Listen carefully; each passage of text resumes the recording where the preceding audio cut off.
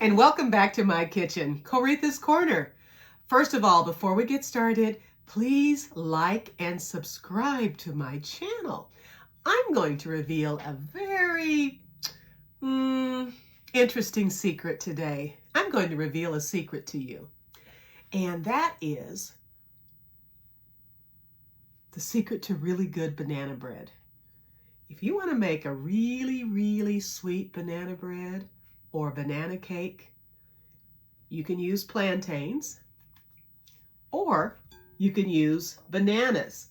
And I recommend using the ugliest, darkest, gnarliest looking bananas that you can find. I usually leave mine out on the counter for a couple of weeks before they're really ready.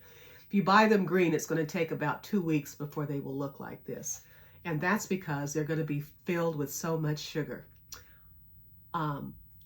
And the next thing you want to do is you're going to mash them with a pastry blender.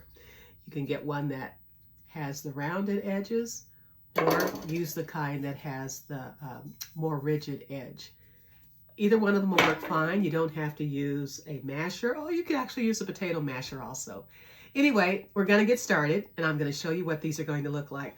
And pretty much, you can just open the end of the banana like that, and you're just going to take off the skin and dump it right there into your bowl.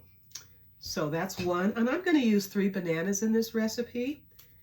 And like I said, you're going to strip the banana of its skin, and you're going to squash it out of the skin and into your bowl.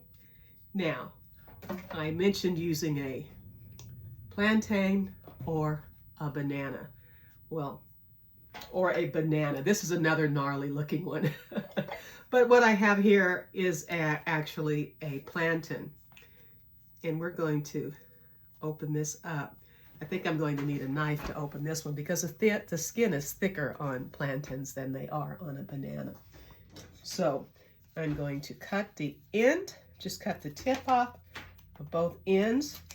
And then with this, I'm just going to simply squeeze it into the bowl, and it squeezes out very nicely.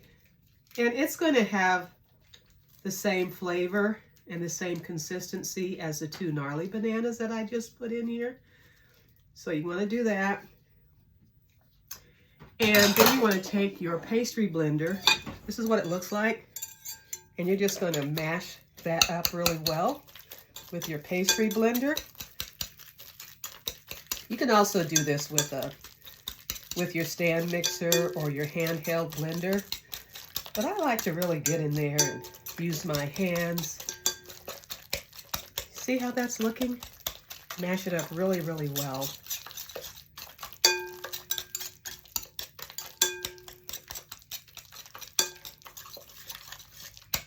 Till it's almost liquefied. You can also use your blender for this.